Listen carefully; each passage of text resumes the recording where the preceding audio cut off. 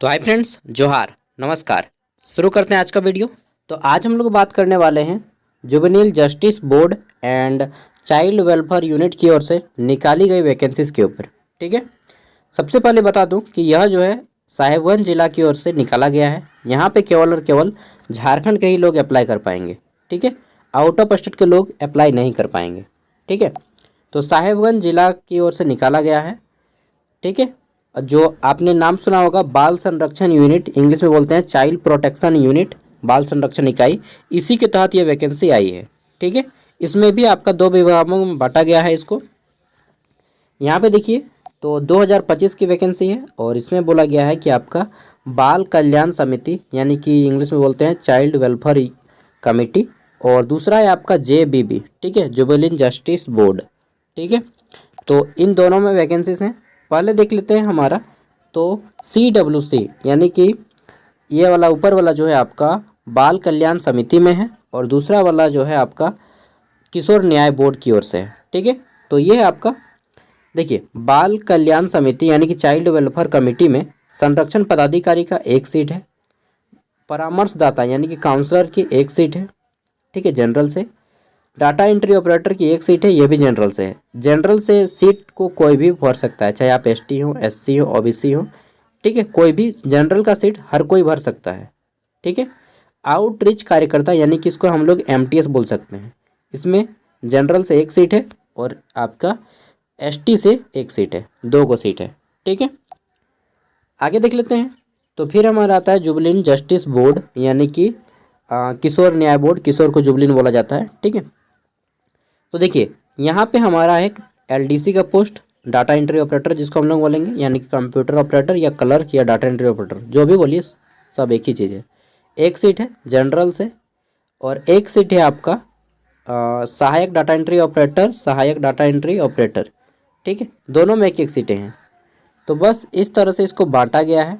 ठीक है, और अब देख लेते हैं हम लोग कि नेक्स्ट यहाँ पे अगर आप फॉर्म अप्लाई करना चाहते हैं तो कैसे कीजिएगा। क्वालिफिकेशन क्या है, तो प्रोटेक्शन यूनिट का बोला गया है कि आप PG किए हों और साथ में 2 ईयर का एक्सपीरियंस हो। ठीक है, और कंप्यूटर चलाना आता हो, और उम्र जो है 30 से 45 साल होना चाहिए। 30 से कम भी नहीं होगा और 45 से ज़्यादा भी नहीं। ठीक है, सैलरी 27,804 रुपया दिया जाएगा। काउंसलर की बात करते हैं, तो काउंसलर में बोला गया है कि आपका जो उम्र है 30 से 45 साल होना चाहिए, बट यहाँ पे ग्रेजुएट हो और साथ में आपका 1 साल का एक्सपीरियंस हो किसी NGO या फिर किसी भी जगह पे काउंसलर के पोस्ट पे काम किया हुआ। सैलरी 18,536 रुपया दिया जाएगा आपको।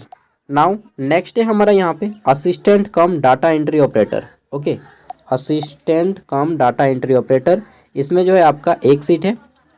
उम्र 21 से 35 साल, बाकी सभी के लिए उम्र 21 से 35 साल है। ठीक है, 13,240 रुपया दिया जाएगा। 12th पास हो, हिंदी टाइपिंग इंग्लिश टाइपिंग आता हो। ठीक है, और 30 वर्ड हिंदी में और इंग्लिश में 35 वर्ड। ठीक है, कोई भी एक हो। और आपका जो है, देखिए, जो ज़्यादा पढ़ा लिखा रहेंगे उनको पहले लिया जाएगा, लेकिन अगर कोई एक्सपीरियंस कैंडिडेट आ जाता है तो फिर उनको पहले लिया जाएगा। ठीक है, पढ़ा लिखा ज़्यादा और ज़्यादा एक्सपीरियंस यहाँ पे दोनों को ध्यान में रखा जाएगा। ठीक है, नेक्स्ट है आउटरीच कार्यकर्ता। कोई भी एग्जाम नहीं होगा, एक चीज़ जान लीजिए, किसी भी पोस्ट के लिए कोई भी एग्जाम कंडक्ट नहीं होगा। MTS का जो पोस्ट है इसमें आपको 10,500 दिया जाएगा और बोला गया है कि 12th पास हो, आप अच्छा खासा बोल लेते हो हिंदी इंग्लिश, इंग्लिश नहीं तो हिंदी तो आपको आना चाहिए, और लोकल लैंग्वेज। ठीक है, साथ में अगर कोई एक्सपीरियंस कैंडिडेट है तो उनको पहले लिया जाएगा। ठीक है, और एक्सपीरियंस नहीं है तब तो फिर फ्रेशर कैंडिडेट को ही लिया जाएगा, लेकिन जो ज़्यादा पढ़ा लिखा होगा उनको लिया जाएगा। ठीक है, नेक्स्ट है आपका असिस्टेंट कम डेटा एंट्री ऑपरेटर। असिस्टेंट कम डेटा एंट्री ऑपरेटर में 12,000 दिया जाएगा, 12,912 रुपया। ठीक है, और इसमें जो है आपका 12th पास हो और साथ में आपको टाइपिंग आता हो, हिंदी में 30 वर्ड पर मिनट, इंग्लिश में 35 वर्ड पर मिनट। ठीक है, एक्सपीरियंस कैंडिडेट को पहले लिया जाएगा। नेक्स्ट है हमारा यहाँ पे असिस्टेंट कम डेटा एंट्री ऑपरेटर, ये आपका जुवेनाइल जस्टिस बोर्ड में सेम सारा कुछ है, 12th पास और टाइपिंग आना चाहिए। अच्छा, 12th आप आर्ट्स कॉमर्स साइंस किसी से भी किए हो सब चलेगा, लेकिन जब भी आप डेटा एंट्री ऑपरेटर के लिए अप्लाई करते हो तो एक चीज़ ध्यान में रखना है कि आपके पास 12th के साथ साथ आपके पास DCA का या ADCA का, ठीक, कंप्यूटर का कोई भी सर्टिफिकेट हो, DCA या ADCA का सर्टिफिकेट होना चाहिए, ठीक है, नहीं तो फिर फॉर्म रिजेक्ट हो जाएगा। अब देखते हैं अप्लाई करने का प्रोसेस, ठीक है। तो प्रोसेस और लास्ट डेट दोनों हम लोग देख लेते हैं। ये जो वैकेंसी है कॉन्ट्रैक्ट बेस पे है। उम्र सीमा की जो गणना है 1 अगस्त 2024 के आधार पे किया जाएगा और फॉर्म भरने का जो लास्ट डेट है 8 मार्च 2025 है। शाम के 5 बजे तक आपका फॉर्म ऑफलाइन जमा होगा, ठीक है। फॉर्म भरने के लिए बोला गया है, देखिए यहाँ पे आवेदन हेतु निर्देश कि आवेदन विहित प्रपत्र में, विहित मतलब नीचे दिया गया है, ठीक है, प्रपत्र में सभी वांछित दस्तावेज की सब अभिप्रमाणित, यानी कि जितना भी आप डॉक्यूमेंट्स दीजिएगा जेरोक्स, उन सभी के नीचे में हस्ताक्षर कर दीजिएगा, सब अभिप्रमाणित हो जाएगा। यानी कि मैं हस्ताक्षर कर दिया, यानी कि मेरे द्वारा प्रमाणित कर दिया गया, ठीक है।